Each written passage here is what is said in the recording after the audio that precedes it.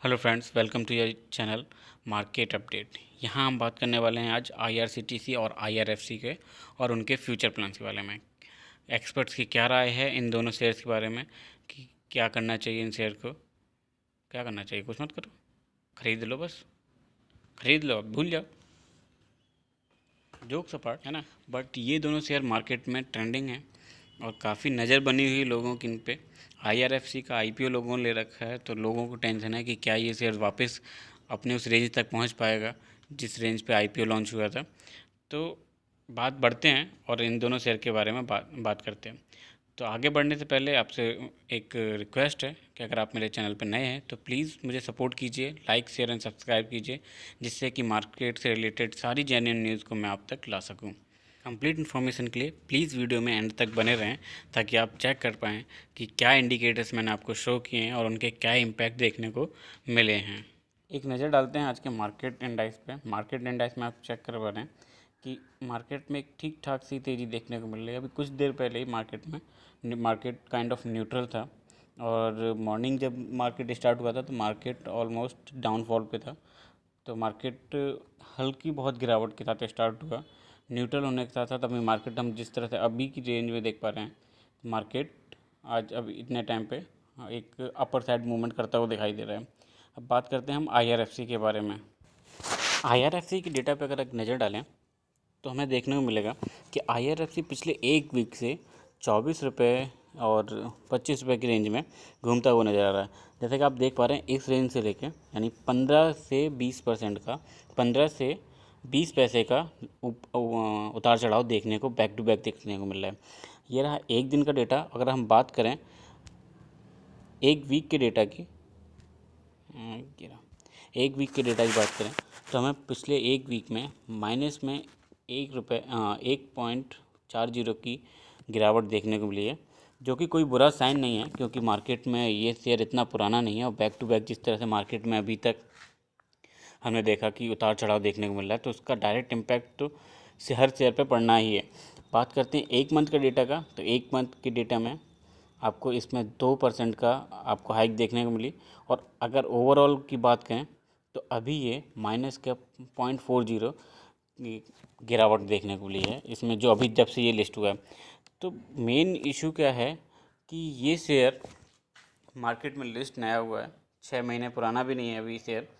But जिस तरह से अभी हमें पता है कि कोविड की सिचुएशन की वजह से रेलवे इतना एक्टिव नहीं है और कम्प्लीटली फंक्शनल नहीं है, तो इसका असर हमें देखने को मिल रहा है। जैसे कि अभी रिसेंटली न्यूज़ आई है रेलवे की वो नए 660 ट्रेन को लॉन्च करने वाले हैं। जिस दिन ये रेलवे कम्प्लीटली फंक्शनल हो जाएगा, ये डेफिनेट है कि हमें आईआरएफसी और आईआरसीटीसी दोनों में एक अच्छी खासी तेज़ी देखने को मिलेगी। हालांकि आईआरसीटीसी अभी अपने ऑलमोस्ट तेज़ी के दौर पे चल रहा है। बात करें अगर आईआरएफसी का, तो आईआरएफसी जिस तरह की कंपनी है, इसकी प्रोफाइल लो रिस्क पे है, मिड कैप कंपनी है। और अगर इसके हम फंडामेंटल्स की बात करें तो ये शेयर हर तरीके से बुलिश नज़र आता है। अगर मूविंग एवरेज अगर आप चेक करें तो मूविंग एवरेज में भी ये शेयर बुलिश है, टेक्निकल इंडिकेटर्स में भी शेयर बुलिश है, और मूविंग एवरेज क्रॉस ओवर अगर आप चेक करेंगे तो उसमें भी ये बुलिश है। और आपको मैं पाइवट टेबल दिखा देता हूँ। पाइवट टेबल में आपको सपोर्ट और रेजिस्टेंस दोनों देखने को मिल जाएगा कि कहाँ कहाँ इसका सपोर्ट है और कहाँ कहाँ इसका रेजिस्टेंस बन रहा है। अगर हम ट्रेस करें तो पहला सपोर्ट 24 रुपये 57 पैसे का, रेजिस्टेंस बनता है 24 रुपये 92 पैसे का। और नेक्स्ट बात करें तो ये 3 सपोर्ट और रेजिस्टेंस देखने को मिल रहे हैं कि ये शेयर जैसे ही इनके डाउनफॉल में इन रेंज पे जाता है, यहाँ से इनको सपोर्ट मिल जाता है और एक हाइक 25 रुपये 27 पैसे तक पहुँचते पहुँचते इनको एक रेजिस्टेंस मिल जाता है। यानी ये शेयर हाईएस्ट अभी इतना ही जा पा रहा है और लोवेस्ट में ये अपने सपोर्ट पे आके रुक जाता है। और अगर मूविंग एवरेज की बात करें तो मूविंग एवरेज में आप चेक कर पा रहे हैं कि 5 डेज़ मूविंग एवरेज में बेयरिश है, 10 डेज़ में भी बेयरिश है, और मेरा पर्सनली फेवरेट 20 डेज़ ये शेयर यहाँ पे आपको बुलिश नज़र आएगा। 50 डेज़ मूविंग एवरेज एंड जो भी एक्सपर्ट्स होते हैं वो इसको यूज़ करते हैं। और अगर हम बात करें 50 डेज़ की तो ये शेयर 50 डेज़ में भी बुलिश है और 100 डेज़ में भी ये शेयर बुलिश है। बात करते हैं जो भी एक्सपर्ट्स होते हैं वो जनरली 200 डेज़ मूविंग एवरेज लेके चलते हैं, बट ये शेयर इतना पुराना है नहीं, इसी वजह से इसका 200 डेज़ का हमें कोई डेटा देखने को नहीं मिल रहा है। और ओवरऑल फाइनेंशियल ट्रेंड की बात की जाए तो IRFC का फाइनेंशियल ट्रेंड काफ़ी अच्छा देखने को मिल रहा है। जब ये IRFC जब लिस्ट नहीं हुई उससे पहले से लेके अभी तक हमें सिर्फ इसमें ग्रोथ ही देखने को मिली है। 2017 में इसमें रेवेन्यू के साथ साथ प्रॉफिट भी ठीक ठाक सा देखने को मिला। 2018 में प्रॉफिट बढ़ता हुआ नज़र आया, रेवेन्यू भी बढ़ा। 2019 में रेवेन्यू के साथ साथ प्रॉफिट की अमाउंट और बढ़ी। और बात करें 2020 की तो इसका रेवेन्यू प्रॉफिट भी दोनों बढ़ते हुए नजर आए। ये जो फिगर्स आपको दिए हुए हैं ये सारे 1000 करोड़ के फिगर हैं। और अगर बात करें न्यूज़ का और उनके इम्पैक्ट का तो पिछले वीक में हमें जो न्यूज़ मिली थी कि ऑलमोस्ट 2000 करोड़ का जो इसमें फंड रेजिंग की बात हुई थी, उसकी वजह से मार्केट में हमें एक उछाल देखने को मिला था, जहाँ पे शेयर ये पहुंचा था 25 रुपये 20 पैसे के आसपास। दूसरी न्यूज़ थी हमारी FTSE में इसका इंक्लूड होना। जैसे ही FTSE में इंक्लूड हो जाएगा इसके शेयर की वेटेज और ग्लैंड फार्मा के अकॉर्डिंग बढ़ जाएगी।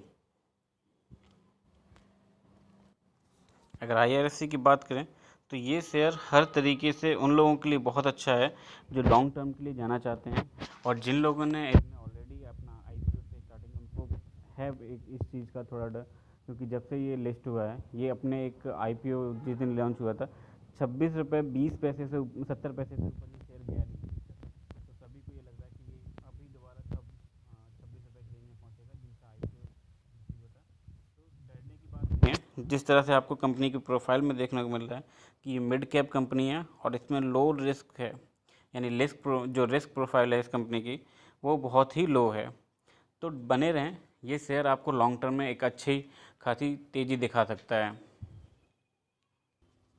बढ़ेंगे हम अपने अगले शेयर IRCTC के साथ, और IRCTC का मैं आपको डेटा दिखाता हूँ। अगर IRCTC के आज का एक दिन का आप डेटा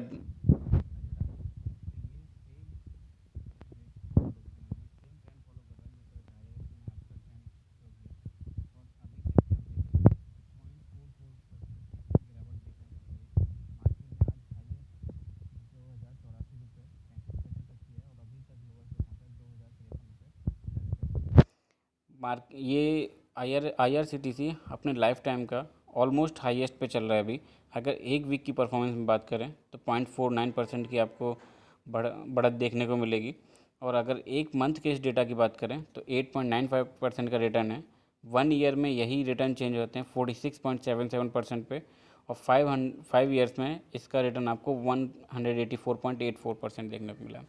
तो ये तो कंफर्म है कि ये कंपनी लॉन्ग टर्म के लिए काफ़ी अच्छी है, और जिस हिसाब से इसका स्टार्टिंग में लॉन्च हुआ है और इसके शेयर प्राइस में और आज के शेयर प्राइस में काफ़ी अंतर देखने को मिला है। जो लोग इसको ट्रैक कर रहे हैं उनको मालूम है कि इस शेयर की वैल्यू क्या होने वाली है।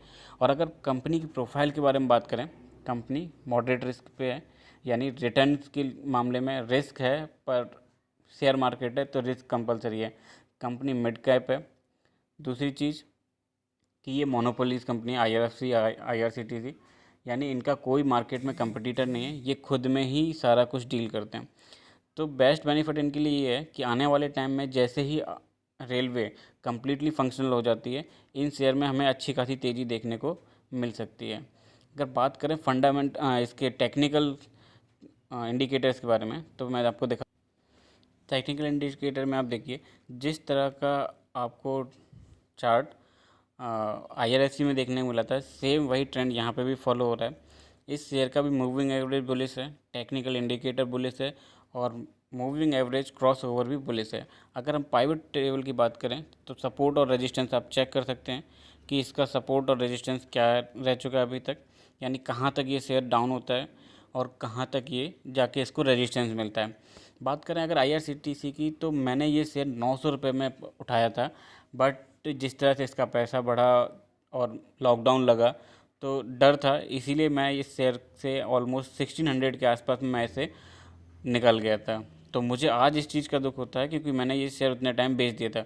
और अभी की प्रोफाइल में मैं हमेशा इसको हर मंथली कुछ शेयर इसके हमेशा ऐड करता रहता हूँ। अगर बात करें मूविंग एवरेज की, तो इसका मूविंग एवरेज आप चेक कीजिए। सॉरी, मूविंग एवरेज में आप चेक करेंगे विद इन 5 और 10 डेज, जिस तरह से IRFC में ये बेयरिश था, सेम पैटर्न फॉलो किया है IRCTC में। 20 डेज़ में बुलिस है, 50 डेज़ बुलिस, 100 डेज़ बुलिस, और ये कंपनी पुरानी है तो इसलिए हमें इसका 200 डेज़ का भी बुलिस नज़र आया। एक नज़र डालते हैं फाइनेंशियल ट्रेंड पे। आप देख सकते हैं इसका फाइनेंशियल ट्रेंड भी बैक टू बैक हमें इसमें ग्रोथ देखने को मिली है। और अगर बात करें कि एक्सपर्ट्स की, तो एक्सपर्ट्स क्या कहते हैं शेयर के बारे में। As per the expert, 100% expert इसको रिकमेंड करते हैं कि आप इस शेयर को खरीदें। तो ये शेयर लॉन्ग टर्म के लिए काफ़ी अच्छा है, बने रहें। ये शेयर गारंटी है कि आने वाले टाइम में बहुत। एट द एंड आपसे यही कहना चाहूँगा, investment is always subjected to market risk. तो प्लीज़ अपने फाइनेंशियल एडवाइज़र से एडवाइस लेके ही इन्वेस्ट करें, और अपनी भी नॉलेज का यूज़ करें और मार्केट में डीप रिसर्च करें, जिससे कि आप खुद चेक कर सकें। और वीडियो में दिखाए गए इंडिकेटर्स के थ्रू आप खुद चेक कर सकते हैं कि किस तरह से हमें मार्केट में किसी शेयर को एनालाइज करना चाहिए और उसको किस तरह से इन्वेस्टमेंट करना चाहिए। सो प्लीज़ इन्वेस्टमेंट अपने अकॉर्डिंगली प्लान करें। और उम्मीद करता हूँ कि आपको ये वीडियो अच्छी लगी होगी। तो प्लीज़ सपोर्ट कीजिए मुझे, लाइक शेयर एंड सब्सक्राइब कीजिए इस चैनल को, जिससे कि आने वाले समय में मैं आपको सारी जेन्युइन न्यूज़